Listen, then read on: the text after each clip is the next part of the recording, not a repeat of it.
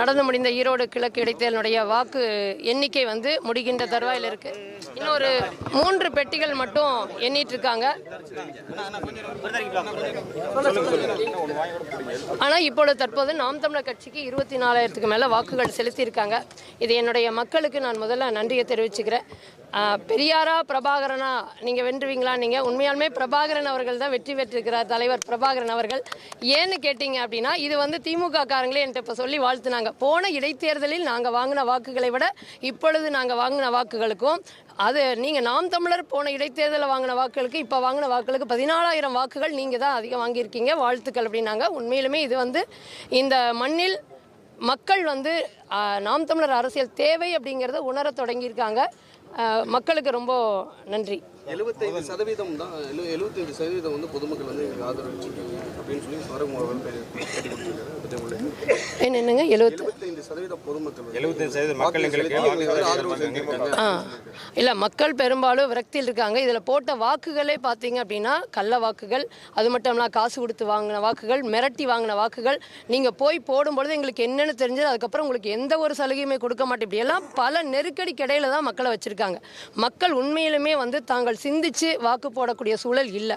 அதை தாண்டி ஆனால் நாம் தமிழருக்கு வாக்களித்த வாக்குகள் வேணால் சிந்தித்து போட்ட வாக்குகள். இந்த மண்ணுக்கான அரசியல், மண்ணுக்கான தேவை, மக்களுடைய சிக்கலை சட்டமன்றத்தில் ஓங்கி குரல் கொடுக்கறதுக்கு ஒரு வேட்பாளர் வேணும்னா அது நாம் தமிழர் வேட்பாளர் அண்ணன் சீமான் அவர்களால் தான் முடியும் அப்படின்னு சிந்திச்சு வாக்களித்த வாக்குகள் தான் நாம் தமிழருக்கு விழுந்த வாக்குகள்.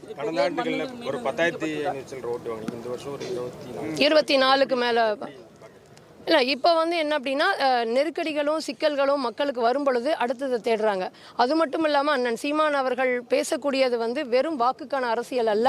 அடுத்த தலைமுறை நல்லா இருக்கணும்னா இயற்கை வளங்கள் காக்கப்படணும், நிலவளம், நீர்வளம், மண்வளம், மலைவளம், காட்டு வளம். அது மட்டும் இல்லாமல் இந்த மண் சார்ந்த தொழில்கள் காக்கப்படணும். மண் சார்ந்த தொழில்கள் மண்ணின் மக்களுக்கு தான் கிடைக்கணும். விவசாயம், நெசவு தொழில் காக்கப்படணும். கல்விக்கேற்ற வேலை, அதை கொண்டு வாழ்கின்ற பெருமை மிக்க வாழ்வு கிடைக்கணும். மருத்துவம் வந்து அனைவருக்கும் சமமாக சரியாக கிடைக்கணும். ஒரு தனியார் மருத்துவமனையில் கொடுக்கக்கூடிய மருத்துவத்தை ஏன் அரசால் கொடுக்க முடியல? இப்படி எண்ணற்ற கேள்விகளை முன் வச்சு அண்ணன் விழிப்புணர்வு ஏற்படுத்தும் பொழுது அந்த சிக்கல், ஒவ்வொரு சிக்கலையும் அவங்க பார்க்கும்போது இது சரிதானே அப்படின்னு சொல்லிட்டு அவர்கள் என்ன பண்றாங்க, மாற்றி நம்ம ஒரு வாய்ப்பு கொடுத்து பார்க்கணும் அண்ணன் சீமான் அவர்களுக்கு என்று சொல்லித்தான் நாம் தமிழருக்கு 24,000 பேருக்கு மேல வாக்கு செலுத்தியிருக்காங்க.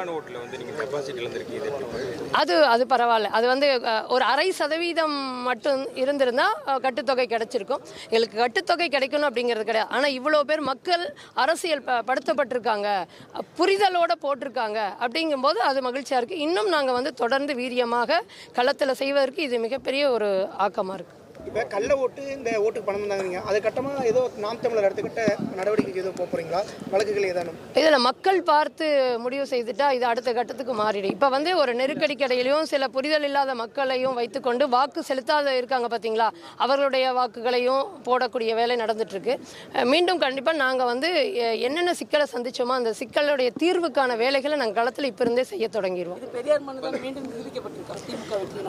பெரியார் மண்ணா நாம் தமிழருடைய பெரியார் நம்மாழ்வார் மண் நிரூபிக்கப்பட்டிருக்கு, தீரன் சின்னமலையினுடைய மண் நிரூபிக்கப்பட்டிருக்கு, காளிங்கராயன் மண் நிரூபிக்கப்பட்டிருக்கு, திருப்பூர் குமரனுடைய மண் நிரூபிக்கப்பட்டிருக்கு, கோவை செலியன் மண் நிரூபிக்கப்பட்டிருக்கு.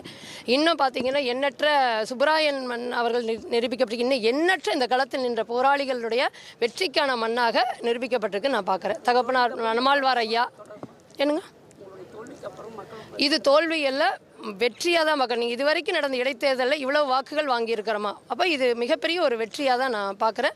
மக்கள் கொடுத்த அங்கீகாரமாக பார்க்குறேன். மக்களுடைய அன்பு வாழ்த்துக்களோட வாக்கையும் கொடுத்துருக்காங்க அப்படிங்கிறது பெரிய ஒரு நம்பிக்கையை ஏற்படுத்துது. எளிய பிள்ளைகள், கூட்டணி இல்லை, பணபலம் இல்லை, ஆனால் அண்ணன் சீமான் அவர்கள் சொல்லக்கூடிய கருத்து சரி. இந்த மண்ணுக்கு தேவையான அரசியல் என்று புரிதலோடு போட்டிருக்கக்கூடிய இந்த வாக்குகள் வலிமையான வாக்குகள், விலை போகாத வாக்குகள். இந்த வாக்குகள் மீண்டும் அடுத்து தொடர்ந்துட்டே தான் இருக்கும், அதிகமாக.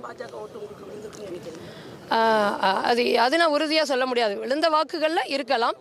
அதே போல் வந்து செலுத்தாமல் வந்து இப்போ நாம் தமிழருக்கு போடாமல் நோட்டாவுக்கு போடனால அதுக்கு ஒரு குறிப்பிட்ட வாக்குகள் விழுந்திருக்கு. அது நான் உறுதி சொல்ல முடியாதுங்களா. பரப்புரையின் போது நிறைய வழக்குகள் வழக்கு இல்லாமல் விடியாது கிழக்கு. அதனால் எவ்வளோ வழக்குகள் இருந்தாலும் நீதிமன்றத்தில் சந்திக்கிறதுக்கு நாங்கள் தயாராக இருக்கோம்.